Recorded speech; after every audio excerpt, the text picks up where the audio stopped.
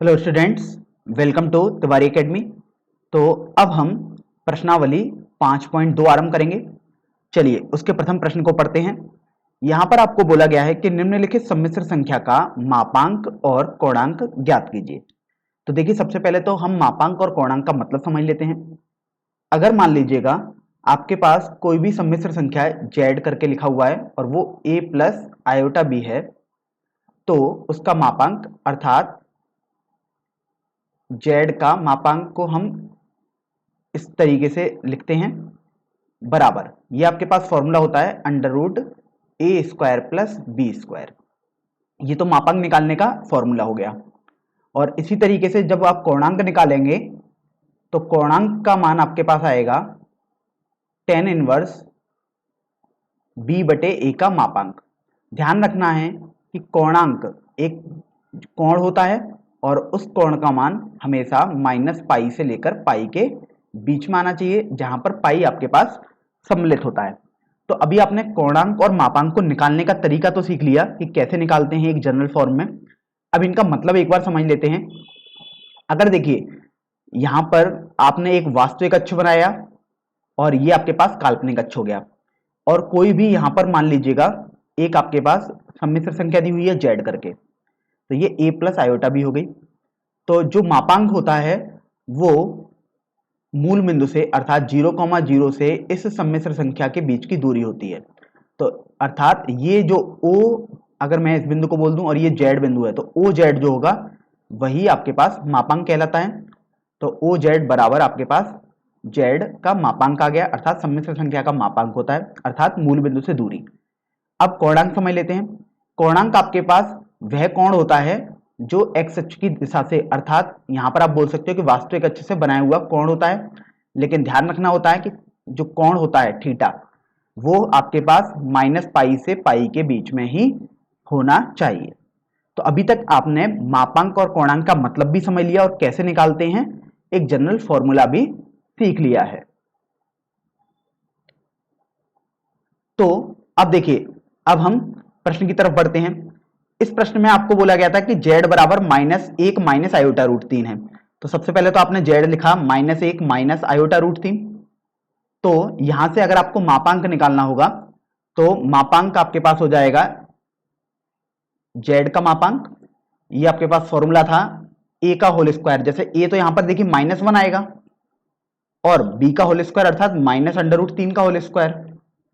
तो ये आपके पास देखिए आ जाएगा सॉल्व करके, -1 का स्क्वायर 1 और माइनस अंडर रूट 3 का स्क्वायर 3 आ जाएगा। तो इस तरीके से अंडर रूट 4 आ गया। अब हो सकता है कि यहां पर कुछ छात्रों को संदेह ये हो कि अंडर रूट 4 की तो दो वैल्यू हो सकती हैं, 2 या -2। तो आपको ध्यान रखना है कि मापांक तो आपके पास बेसिकली एक दूरी है जो मूल बिंदु से होती है, तो ये हमेशा धनात्मक होगी। तो अंडर रूट 4 जैसे यहां पर 2 आ जाएगा। तो इस तरीके से आपके पास इस जेड का मापांक 2 आ जाएगा। चलिए, मापांक के बाद अब हम कोणांक पर बढ़ते हैं। तो कोणांक को देख लेते हैं।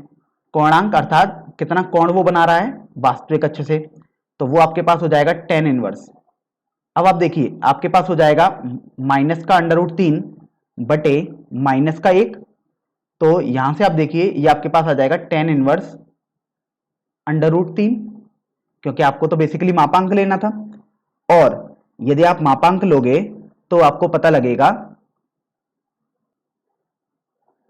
अब यहां से आप ये भी देखो कि जो आपके पास जो बेसिकली -√3 था, मतलब बी वाला पॉइंट था वो भी माइनस में था और ए वाला भी जो माइनस में था आपके पास गुणांक था। तो यहां से जो आपके पास कोण आएगा वो तो तृतीय चतुर्थांश में होना चाहिए। तो तृतीय चतुर्थांश में अब आप इसे लिख सकते हो माइनस का पाई माइनस पाई बटे 3। तो आपके पास ये माइनस का 2 पाई बटे 3 आ जाएगा। तो इस तरीके से आपके पास कोणांक आ गया माइनस का 2 पाई बटे 3। तो अब यहां पर एक बार मैं कोणांक आपको समझा भी देता हूं कि कैसे किया जाता है। यहां पर आप देखो आपके पास a -1 है और b माइनस अंडर रूट 3 है, अर्थात a -1 मतलब यहां कहीं और b माइनस अंडर रूट 3 मतलब इस वाली लाइन पर कहीं। तो देखिए आपको ये बिंदु मिल जाएगा z, जो है -1 माइनस अंडर रूट 3 आयोटा। तो अभी आपको मापांक निकालना था, अर्थात आपको ये कोण निकालना था। तो अभी आप देखिए कोण आपके पास ये आ जाएगा। तो अगर आप देखिए दाएं उसमें घूम रहे हैं दाईं तरफ से, अर्थात क्लॉकवाइज डायरेक्शन में या घड़ी की सुई की दिशा में, तो आपके पास माइनस और ये एंगल आपके पास 2π/3 आ जाएगा। तो इस तरीके से आपके पास माइनस का 2π/3 आ जाएगा। तो अभी तो ये आपके पास पहला मेथड रहा इस सवाल को हल करने का। अब हम दूसरे मेथड से इस सवाल को समझ लेते हैं। मेथड 2, आपके पास z दिया था -1 माइनस √3। तो सबसे पहले आप इस z को r cos theta plus iota sine theta इस फॉर्म में लिखेंगे। यहां पर r आपके पास होता है मापांक और थीटा आपके पास होता है कोणांक। तो देखिए आपको r समझ में आ गया और थीटा भी समझ में आ गया कि ये मापांक और कोणांक होते हैं क्रमशः। तो अभी आप देखो कि अगर आपको r निकालना है तो आपके पास तो आ जाएगा -1 माइनस √3 बराबर r cos theta plus iota r sin theta. तो आप देखिए तुलना कर सकते हैं। अगर आप तुलना करोगे तो आपके पास आ जाएगा r cos थीटा बराबर -1 और r sin थीटा बराबर माइनस का √3। तो यहां से तो आपको r का मान निकालना है क्योंकि r ही तो आपके पास मापांक है। तो देखिए अगर आपने इसको समीकरण संख्या 1 बोला और इसको समीकरण संख्या 2 बोला, तो अगर आप समीकरण संख्या 1 का स्क्वायर प्लस 2 का स्क्वायर कर देंगे तो देखिए आपको मिल जाएगा r² cos square theta plus r² sign square theta बराबर, देखिए -1 का स्क्वायर 1 और माइनस √3 का स्क्वायर 3। तो यहां से देखिए r² यदि आप कॉमन लेंगे तो आपके पास cos square theta plus sine square theta आ जाएगा। तो देखिए ये आपके पास 4 आ जाएगा। और ये तो आप जानते हैं कि एक त्रिकोणमितीय सर्वसम है जिसका मान सदैव 1 होता है। तो यहां से बेसिकली आपके पास r² का मान 4 आ जाएगा और r का मान 2 आ जाएगा। r का हमेशा धनात्मक मान ही लेना होता है। अतः देखिए यहां पर भी आपके पास मापांक आ गया जो कि 2 के बराबर है। अब बात करते हैं थीटा अर्थात कोणांक को निकालने के लिए। तो अभी आप देखो अगर आप दूसरे समीकरण में पहले समीकरण से भाग देंगे तो आपके पास आ जाएगा r sin थीटा बटे r cos थीटा बराबर माइनस का √3 बटे -1। तो यहां से आप देखिए आपके पास tan थीटा आ गया क्योंकि r से r तो आपके पास कैंसिल हो जाएगा। तो आपके पास tan थीटा बराबर √3 तो आ गया, लेकिन आपको यह ध्यान रखना था कि ये तो तृतीय चतुर्थांश में पहुंच गया था बेसिकली, क्योंकि r sin थीटा भी नेगेटिव है और -1 भी बेसिकली नेगेटिव ही है। तो यहां से आपके पास tan थीटा √3 आ गया। तो अब आपको देखना है कि चूंकि आपका जो सम्मिश्र संख्या है वो तो तृतीय चतुर्थांश में ऐसे कहीं है, तो ये कोण यदि आपको निकालना होगा और -π से π के बीच में रखना होगा तो कुछ ऐसा ही हो सकता है। तो थीटा यहां से आपके पास tan इनवर्स में √3 आ जाएगा। तो अब यहां से थीटा आपके पास माइनस का 2π/3 आ जाएगा। तो इस तरीके से आपने दूसरे मेथड से भी सीख लिया कि मापांक और कोणांक कैसे निकाले जाते हैं। तो देखिए अब हम प्रश्न संख्या 2 हल कर लेते हैं। यहां पर भी आपको दिया हुआ है कि निम्नलिखित सम्मिश्र संख्या का मापांक और कोणांक ज्ञात कीजिए। तो यहां पर आपके पास दिया हुआ है z बराबर माइनस का √3 प्लस आयोटा। तो देखिए मापांक आपने निकालना सीख लिया था और कोणांक भी आपने निकालना सीख लिया था। तो अब आप उन दोनों में से कोई सा भी एक मेथड यूज कर सकते हैं। तो जैसे देखिए मापांक हमने सीखा था कि मापांक के लिए तो आप कुछ मॉडुलस वाला साइन बना देते थे और z लिख देते थे। तो ये आपके पास आता था a² अर्थात माइनस √3 का स्क्वायर प्लस b² अर्थात 1 का होल स्क्वायर। तो देखिए ये आपके पास आ जाएगा माइनस √3 का स्क्वायर अर्थात 3 और 1 का स्क्वायर अर्थात 1 आ जाएगा। तो यहां से देखिए √4 आ जाएगा। तो यहां से आपके पास जो मापांक है वो 2 आ जाएगा। तो देखिए आपने मापांक तो 2 निकाल दिया। अब बात करते हैं कोणांक की। तो कोणांक के लिए आपने सीखा था tan थीटा बराबर आपके पास होता है tan इनवर्स b/a अर्थात 1 बटे माइनस का √3। तो अभी आपको ये देखना है कि एक -√3 प्लस आयोटा लिखा हुआ है। -√3 आपके पास वास्तविक भाग है। तो देखिए -√3 वास्तविक भाग कहीं यहां कहीं होगा और जो आयोटा है इसके संग तो 1 लिखा है। तो ये 1 देखिए ये वाली लाइन होगी। तो जो आपका सम्मिश्र संख्या आएगी वो तो कुछ इनके कटान बिंदु पर यहां पर कहीं मिलेगी। तो देखिए आपको ये z मिल गया। अब आपको ये कोण निकालना था। तो कोण आप बाईं पक्ष में घूमेंगे, मतलब घड़ी की सुई की विपरीत दिशा में घूमेंगे। तो आपको ये कोण देखना है और देख रहे हो कि आपके पास जो कोण है बेसिकली या जो सम्मिश्र संख्या है वो तो द्वितीय चतुर्थांश में पहुंच गया है। तो आपको टेन इनवर्स 1/-√3 निकालना है। तो वो यदि आप देखोगे तो आपके पास आ जाएगा, यहां से टेन थीटा तो 1/-√3 ही आएगा, तो यहां से थीटा आपके पास आ जाएगा टेन इनवर्स 1/-√3। तो थीटा इस तरीके से आपके पास आ जाएगा पाई माइनस पाई/6, अर्थात 5 पाई/6 आ जाएगा। तो इस तरीके से आपके पास कोणांक भी आ गया। हमेशा ध्यान रखें कि कोणांक जो होता है वो -पाई से पाई के बीच में होना चाहिए। जहां -पाई पर तो सम्मिलित नहीं है, लेकिन पाई पर सम्मिलित होना चाहिए। अब हम प्रश्न संख्या 3 हल कर लेते हैं। इस प्रश्न में आपको बोला गया है कि निम्नलिखित सम्मिश्र संख्या को ध्रुवीय रूप में रूपांतरित करिए। तो ध्रुवीय रूप कौन सा होता है, पहले उसको हम समझ लेते हैं। अगर आपके पास कोई भी सम्मिश्र संख्या दी हुई है z, अगर आप उस सम्मिश्र संख्या को r cos theta plus iota sine theta के रूप में लिख देंगे, तो आप इसे बोल सकते हैं कि यह अब ध्रुवीय रूप में आ गया है। ध्रुवीय रूप का मतलब होता है कि आपके पास cos और साइन ये वाली फॉर्म आ जानी चाहिए, आपको मापांक और कोणांक दोनों मिल जाने चाहिए। तो देखिए, मापांक और कोणांक निकालना ही आपका मेन उद्देश्य है यहाँ पर भी। तो सबसे पहले हम इसको भी दो मेथड से करेंगे। तो पहला मेथड सबसे पहले हम यहाँ पर सीख लेते हैं। पहले मेथड में आपको केवल r और थीटा निकालना ध्यान रखना है, बेसिकली ध्रुवीय रूप में परिवर्तित करना है, इसका मतलब r और थीटा निकालना होता है, आप बस इतना ध्यान रखें। अब वो r और थीटा आप कैसे कैसे निकाल सकते हैं, उसके लिए हमने यहाँ पर दो मेथड सीखेंगे। तो पहले मेथड में आप मान लीजिएगा ये आपके पास z करके दिया हुआ है 1 माइनस आयोटा। तो देखिए आपके पास सम्मिश्र संख्या है 1 माइनस आयोटा। अब आप ये देखिए कि आपको r निकालना है, अर्थात मापांक निकालना है। तो देखिए मापांक आपके पास हो जाएगा z का मापांक बराबर √a² और a की जगह तो आप देखिए 1 है तो 1 का स्क्वायर प्लस b² और b की जगह आप देख सकते हो -1 है, क्योंकि अगर आप a प्लस आयोटा b से कंपेयर करोगे इसे, तो आपके पास a का मान तो 1 आ जाएगा, b का मान -1 आ जाएगा। तो आपको अंडर में a² प्लस b² लगाना होता था, तो ये -1 का होल स्क्वायर आ गया। तो यहां से आप देखिए आपके पास √1 प्लस 1 आ गया, तो ये √2 आ जाएगा। इसका मतलब आपके पास मापांक आ गया √2। अब हम कोणांक पर बात करते हैं। तो देखिए थीटा बराबर आपके पास आता था टेन इनवर्स।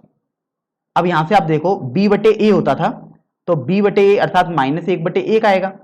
तो आप देखिए -1/1 आपके पास आया है, b आपके पास नेगेटिव आया है, a पॉजिटिव आया है। तो एक बार हम रफ स्केच बना लेते हैं समझने के लिए अच्छी तरीके से। b नेगेटिव है अर्थात काल्पनिक भाग नेगेटिव है, मतलब ये -1 हो गया, और वास्तविक भाग पॉजिटिव है, मतलब ये +1 हो गया। तो जो z आएगा वो तो कुछ यहां पर आएगा बेसिकली, मतलब चतुर्थ चतुर्थांश में। तो आपको ये कोण देखना है। अब आप इस कोण को यहां पर ही ऐसे दाईं तरफ ही घूम सकते थे, अर्थात घड़ी की सुई की दिशा में ही घूम सकते थे, क्योंकि आपको ध्यान रखना होता है कि थीटा -पाई से पाई के बीच में होना चाहिए। अगर आप, मैं एक उदाहरण के तौर पर बता रहा हूं, अगर आप इसको बाईं तरफ से घुमाकर ऐसे लाते, तो देखिए ये आपके पास जो कोण है वो 3π/2 से भी बड़ा आ गया, जबकि आपको तो ध्यान रखना -पाई से पाई के बीच में ही है। तो इसलिए आपका ये जो बाईं तरफ से घूमे हैं घड़ी के सुई की विपरीत दिशा में, वो बिल्कुल ही गलत है। तो इसको अब मैं रफ कर देता हूं। तो इस तरीके से ये समझ में आ गया कि आपको ऐसे ही घूमना पड़ेगा। तो ये आपके पास आ जाएगा -π/4। तो यहां से आपके पास मापांक भी आ गया और कोणांक भी आ गया। तो बस अब आप ध्रुवीय रूप में लिख सकते हैं। आपको ध्यान रखना है मापांक को आप r करके भी लिख सकते हो। तो ध्रुवीय रूप देखिए, अब हम ध्रुवीय रूप लिखेंगे तो वो तो z का ही ध्रुवीय रूप होगा, क्योंकि यही तो सम्मिश्र संख्या है। तो देखिए z बराबर r cos theta plus iota sine theta, इस फॉर्म में अब हम r और थीटा का मान रख देंगे केवल। तो यहां से आप देखिए आपके पास हो जाएगा z बराबर, r की वैल्यू देखिए आप √2 है, तो आपने √2 रख दिया, और cos में देखिए आपके पास है cos -π/4 प्लस आयोटा साइन -π/4। तो इस तरीके से आपका ये ध्रुवीय रूप में भी लिख दिया गया है। तो यही आपका आंसर हो जाएगा। चलिए, ये तो आपने मेथड 1 से सीख लिया। अब हम मेथड 2 से समझते हैं। इसमें आपको z जो दिया था वो था 1 माइनस आयोटा। तो मेथड 2 में अब हम सीधे इसको r cos theta plus r sin theta मान लेते हैं। बेसिकली आपको r और थीटा ही निकालना है। तो अभी आप ये देखो कि जब आप तुलना करोगे तो वास्तविक भाग तो यहाँ पर देखिए दाएं पक्ष में r cos थीटा है, तो r cos थीटा बराबर आपके पास 1 आ गया, इसको आपने समीकरण संख्या 1 बोल दिया। अब आप काल्पनिक भागों की तुलना करोगे अर्थात r का sin थीटा से गुणा करोगे, ये आपके पास r नहीं आयोटा आएगा।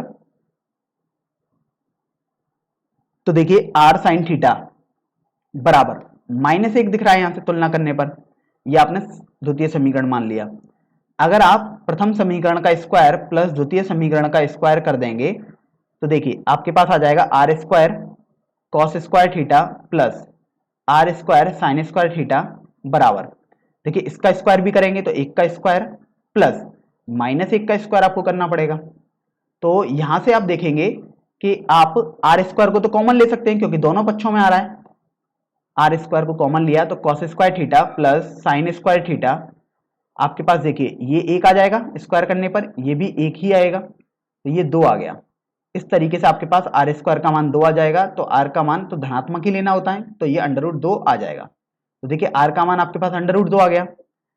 और अब आपको थीटा निकालना है, तो थीटा निकालने के लिए आप द्वितीय समीकरण बटे पहला समीकरण कर देंगे। तो देखिए आपके पास आ जाएगा tan थीटा बराबर माइनस का 1/1।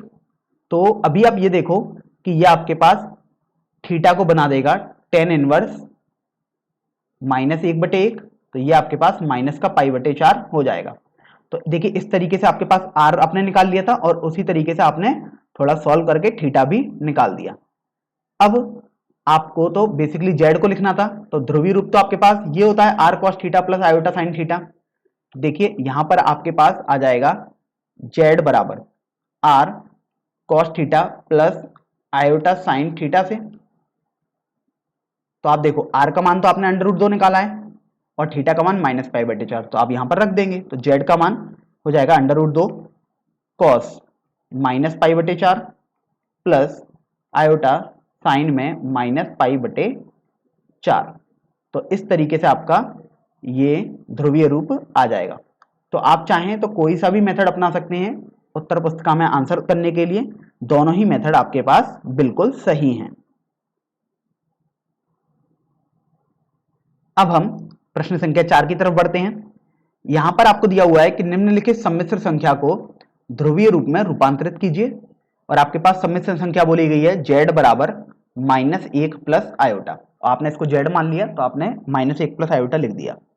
अब आप ये देखो कि हमने पिछले प्रश्न में आपको समझाया था कि ध्रुवीय रूप को करने के दो तरीके आपके पास हो सकते थे, और बेसिकली आपको r और थीटा निकालना होता है। r और थीटा का मतलब है मापांक और कोणांक ही निकालना होता है। अब उसके भी दो ही तरीके थे बेसिकली, तो आप किसी भी एक तरीके से इस प्रश्न को अब आप हल करोगे। तो देखिए सबसे पहले आप इसको r और थीटा निकालेंगे तो आप मापांक और कोणांक निकालें केवल। तो मापांक जिसको हम r भी बोलते थे, तो ये आपके पास हो जाएगा z का मापांक बराबर √ का a स्क्वायर अर्थात -1 का स्क्वायर प्लस b स्क्वायर अर्थात 1 का होल स्क्वायर। तो ये आपके पास देखिए √-1 का स्क्वायर 1 आ गया और 1 का स्क्वायर भी 1 आ जाएगा, तो यहां से आपके पास √2 आ गया। तो आपके पास देखिए r का मान तो आ गया अर्थात मापांक आपके पास आ गया √2। अब बात करते हैं कोणांक की। तो कोणांक के लिए मतलब थीटा बराबर tan इनवर्स b/a होना चाहिए। तो b आपके पास देखिए 1 है और a का मान -1 है। तो अभी आप पहले यहां पर थोड़ा एक रफ फिगर से हम इसको समझ लेते हैं कि ये जो सम्मिश्र संख्या है वो कौन से चतुर्थांश में होगा। तो देखिए आप यदि इसको a प्लस आयोटा b से कंपेयर करेंगे तो आपके पास a का मान तो -1 आ जाएगा और b का मान 1 आ जाएगा। a आपके पास देखिए एक वास्तविक भाग होता है तो -1 है, मतलब वास्तविक अक्ष पर -1 ये आएगा, और b आपके पास काल्पनिक भाग होता है अर्थात काल्पनिक अक्ष आपके पास ये वाली है जो लाल से अभी मैंने बनाई है, उस पर 1 आपको चलना है तो ये आएगा। तो देखिए आपके पास जो बिंदु आएगा वो तो इन दोनों का कटान बिंदु होगा अर्थात ये आपके पास z है। तो अगर आपको कोणांक निकालना है तो आपको तो बेसिकली इसके मूल बिंदु से और वास्तविक अक्ष की धनात्मक दिशा से आपको देखना है कि कौन सा कोण है, तो आपको यही कोण ऐसा मिलेगा अर्थात आप द्वितीय चतुर्थांश में मिल रहा है आपको ये पॉइंट, और आपको घड़ी की सुई की विपरीत दिशा में घूमना पड़ेगा।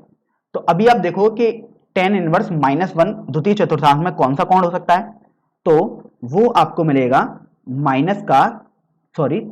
प्लस का 3π/4, क्योंकि 3π/4 का यदि आप 10 लोगे तो -1 ही आपके पास आएगा। तो यहां से आपके पास 10 थीटा जो हो गया वो -1 हुआ और थीटा की वैल्यू 3π/4 आ गई। तो यहां से आपके पास r और थीटा आ गया, अर्थात मापांक और कोणांक आ गया।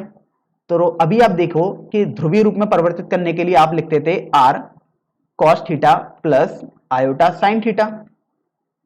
तो देखो अब आप r और थीटा का मान यहां पर लगा दोगे और आपको तुरंत आंसर मिल जाएगा। तो देखिए r का मान तो √2 है, cos थीटा का मान 3π/4 प्लस आयोटा साइन 3π/4। तो इस तरीके से आपका ये जो आंसर आया है वो एक ध्रुवीय रूप में आ चुका है।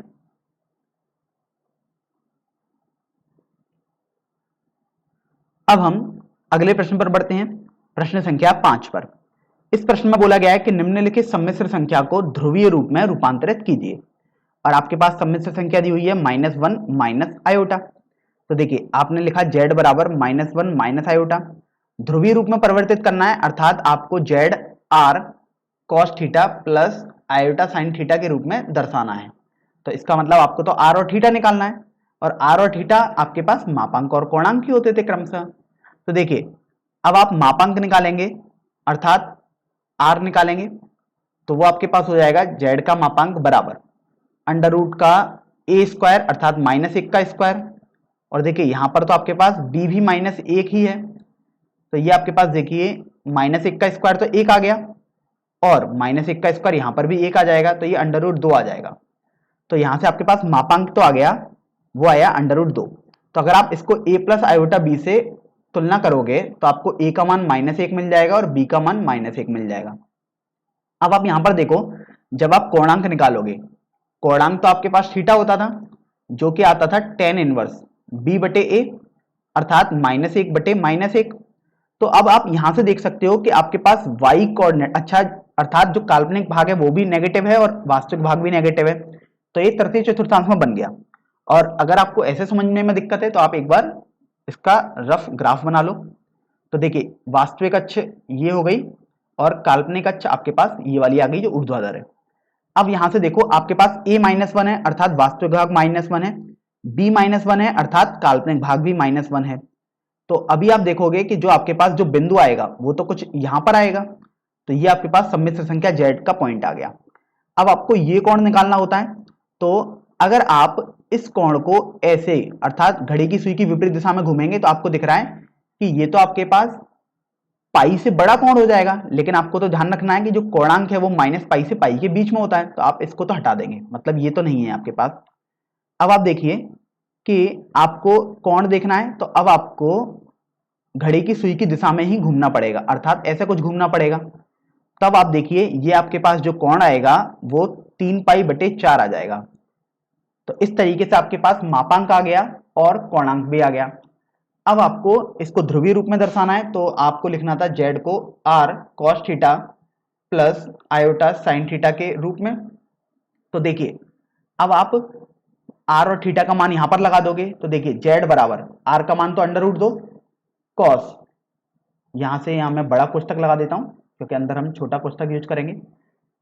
ये थीटा का मान 3π/4 लगा दोगे आप हर जगह, तो यहां पर भी साइन 3π/4 आपने लिख दिया आयोटा के साथ।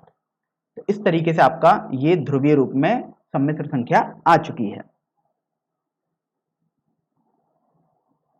यहां पर यह ध्यान दें कि जब आप दाईं तरफ घूमे हैं तो दाईं तरफ घूमने पर तो कोण नेगेटिव होता है, तो यहां पर हमने ये गलती कर दी, ये -3π/4 आपके पास आएगा। तो यहां पर कोणांक -3π/4 है आपके पास, तो यहां से ये आप यहां पर भी कोण में माइनस लगा देंगे। अब हम प्रश्न संख्या 6 हल करते हैं। यहां पर दिया हुआ है कि निम्नलिखित सम्मिश्र संख्या को ध्रुवीय रूप में रूपांतरित कीजिए, और आपके पास जो सम्मिश्र संख्या है वो -3 दी हुई है। तो देखिए सबसे पहले तो आप इसको लिखेंगे z बराबर -3 प्लस, आप देख रहे हो यहां पर काल्पनिक भाग तो आपके पास है ही नहीं अर्थात 0 लिखा है, तो आप इसको आयोटा गुणा 0 लिख सकते हैं। तो यदि आप इसको a प्लस आयोटा b से तुलना करोगे तो आपके पास मिल जाएगा a का मान तो -3 और b का मान आपको 0 मिल जाएगा। तो अभी आप देखिए कि मापांक आपको निकालना होगा क्योंकि ध्रुवीय रूप में परिवर्तित करना है, अर्थात आपको r और थीटा निकालना है। तो मापांक अर्थात आर, जेड का मापांक आपके पास फॉर्मूला होता है अंडर रूट ए स्क्वायर प्लस बी स्क्वायर। तो देखो ए का मान तो आपके पास -3 आ चुका है, तो यहां -3 का स्क्वायर कर देंगे, प्लस बी का मान आपके पास 0 आ चुका है, तो यहां पर आप 0 का होल स्क्वायर कर दोगे। तो देखिए ये आ जाएगा -3 का स्क्वायर अर्थात 9 और 0 का स्क्वायर अर्थात 0, तो 9 + 0 अर्थात अंडर रूट 9 आ गया। तो यहां से आप देखिए जो आपके पास मापांक मिलेगा आर, वो आ जाएगा अंडर रूट 9 अर्थात 3 आ जाएगा। तो इस तरीके से आपने मापांक निकाल दिया। अब बात करते हैं कोणांक को निकालने के लिए। तो कोणांक अर्थात आपको थीटा निकालना है बेसिकली। तो ये आपके पास फॉर्मूला होता था tan इनवर्स b बटे a अर्थात 0 बटे -3। तो अब आप यहां पर एक बार इसको समझ लें कि ये कहां पर आएगा ये बिंदु। तो देखिए अगर आप एक काल्पनिक आपने अक्ष बना दी और आपने वास्तविक अक्ष भी बना दी, तो अभी आप ये देखो कि a -3 है अर्थात वास्तविक भाग -3 है, तो ये आपने -3 यहां कहीं आएगा, और आपके पास जो काल्पनिक भाग है वो 0 है अर्थात वास्तविक अक्ष पर ही आपका बिंदु आ जाएगा, वो हो जाएगा ये z। तो अब आपको ये देखना है कि यहां पर जो थीटा आएगा वो कैसे आप देखेंगे, कैसे घूम रहा है वो। तो आप देखो आपको तो हमेशा वास्तविक अक्ष की धनात्मक दिशा से घूमना होता था, तो अगर आप इसको ऐसे घूमेंगे तो आपके पास कोण आ जाएगा, घड़ी की सुई की विपरीत दिशा में घूम रहे हैं अर्थात धनात्मक, और देखिए आप पूरा कोण घूम गए हैं अर्थात पाई आ जाएगा। तो इस तरीके से जो आपका कोणांक आ जाएगा वो पाई आ जाएगा। अब यहां पर यह संदेह हो सकता है कि क्या हम इसको घड़ी की सुई की दिशा में घूम सकते थे अर्थात दाईं तरफ से घूम सकते थे। तो जब आप ये घूमते तो आपके पास -पाई आ जाता, क्योंकि आप घड़ी की सुई की दिशा में घूम रहे हैं तो माइनस, और आपने पाई कोण घूमना है तो -पाई आ गया। अब आप यहां से देखो कि हमने आपको बताया था कि जो कोणांक होता है वो तो -पाई से पाई होता है, लेकिन -पाई पर ओपन अर्थात विवृत होता है और पाई पर संवृत होता है, अर्थात पाई तो आप सम्मिलित कर सकते हो लेकिन -पाई नहीं कर सकते, इसलिए हमने -पाई को यहां पर नेग्लेक्ट कर दिया है।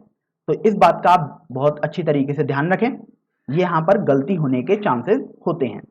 तो देखिए आपके पास आपने मापांक निकाल दिया 3 और कोणांक भी आपने निकाल दिया पाई।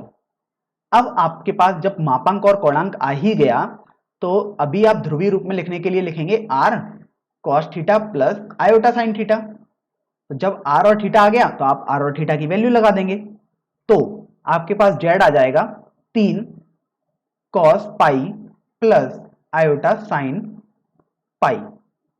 तो यहां से आपके पास इसका ध्रुवीय रूप भी आ चुका है। तो अब हम प्रश्न संख्या 7 हल करते हैं। यहां पर आपको दिया हुआ है कि निम्नलिखित सम्मिश्र संख्या को ध्रुवीय रूप में रूपांतरित कीजिए, और आपके पास सम्मिश्र संख्या है √3 प्लस आयोटा।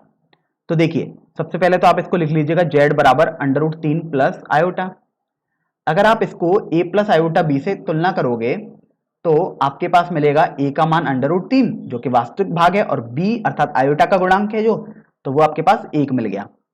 अब आपको ध्रुवीय रूप में परिवर्तित करना है, अर्थात आपको बेसिकली ये ध्यान रखना है r और थीटा निकालना है।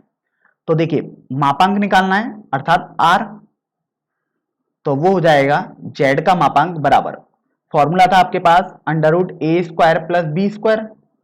तो देखिए √a² अर्थात √3 का स्क्वायर आप करेंगे, प्लस b² अर्थात 1 का स्क्वायर आप करेंगे।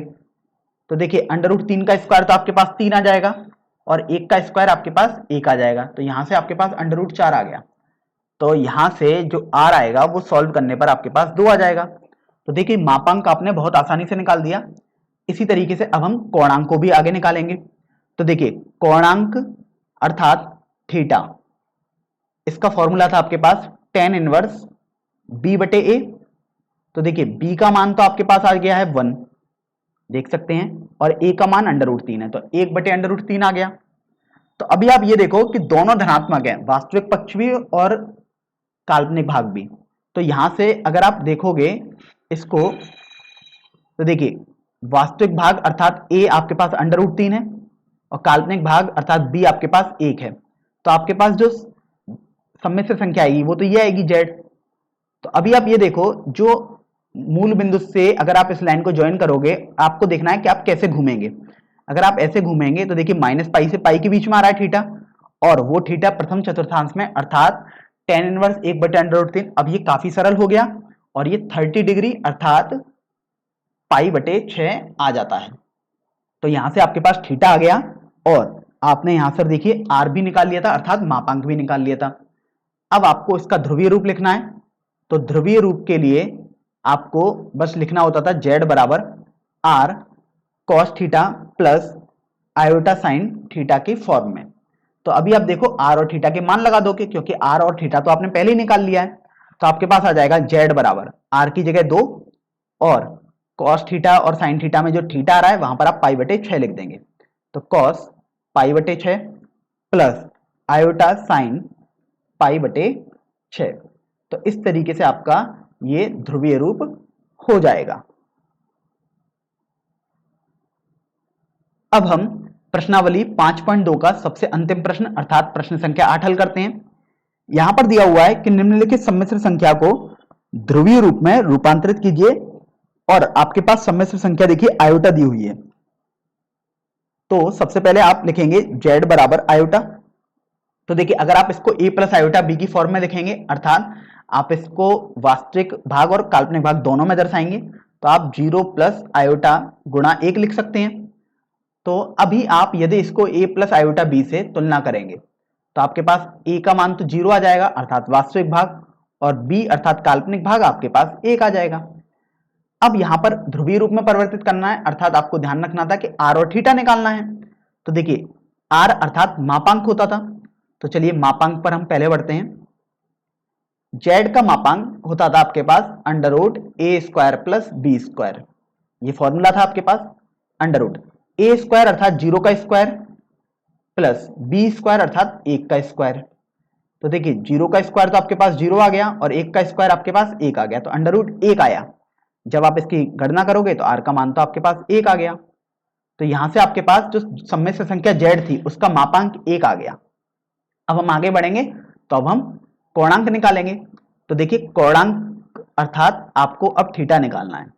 तो आपने फॉर्मूला पढ़ा था कि tan इनवर्स b/a। तो b आपके पास 1 है और a आपके पास 0 है।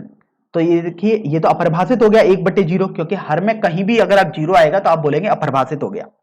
तो अभी आप यहां पर समझ लेते हैं कि अगर इसका आप ग्राफ बनाएंगे तो आपके पास कैसा होगा। तो देखिए क्षैतिज रेखा आपके पास वास्तविक भाग बन गया वास्तविक अक्ष और ऊर्ध्वाधर रेखा आपके पास काल्पनिक अक्ष बन गया। अब आपको बोला गया था a 0 है अर्थात वास्तविक भाग 0 है। तो देखिए a 0 आपके पास यहां हो गया। अब आपको काल्पनिक भाग में देखिए 1 बोला गया है अर्थात 1 यहां पर कहीं आएगा। तो आपको यह समझ में आ गया कि जो आपके पास z आएगा वो ये आ चुका है जो कि आयोटा है। अब आपको कोण देखना है जो कि वास्तविक अक्ष की धनात्मक दिशा से घूमा जाता था। तो अगर आप ऐसे घूमेंगे तो देखिए घड़ी की सुई की विपरीत दिशा में आप घूमे हैं तो धनात्मक कोण लेना है और देखिए π/2 घूमे हैं तो ये जो आपका होगा थीटा वो π/2 हो जाएगा। तो इस तरीके से आपके पास कोणांक भी आ गया। यहां पर एक संदेह हो सकता है उसको हम थोड़ा क्लियर कर देते हैं। यहां पर कुछ छात्र ऐसा सोच सकते हैं कि हम घड़ी की सुई की दिशा में ऐसे भी तो जा सकते थे लेकिन देखो जब आप ऐसे जाओगे तो ये जो आपका कोण है वो 3π/2 आ गया वो भी माइनस में। आपको ध्यान रखना था कि थीटा तो हमेशा -π से π के बीच में है और आप देखो यहां से यहां तक π/2 घूम गए फिर ये आप π/2 और घूम गए अर्थात पाई घूम गए फिर आप देखो π/2 और घूम गए। तो बेसिकली आपने देखा यहाँ तो आप काफी ज्यादा घूम गए 3π/2 वो भी नेगेटिव। तो यहाँ पर आपको इसको कंसिडर नहीं करना है इसलिए मैंने इसको रफ कर दिया। तो यहां से आपके पास थीटा आ गया π/2। अब जब आपके पास थीटा और r दोनों आ गए हैं तो अब आप ध्रुवीय रूप आसानी से लिख सकते हैं।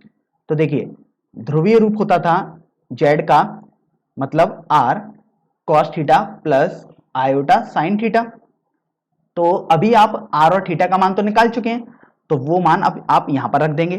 तो z बराबर 1 cos π/2 प्लस आयोटा साइन π/2। तो इस तरीके से ये जो रूप आया है वो आपका ध्रुवीय रूप आ चुका है।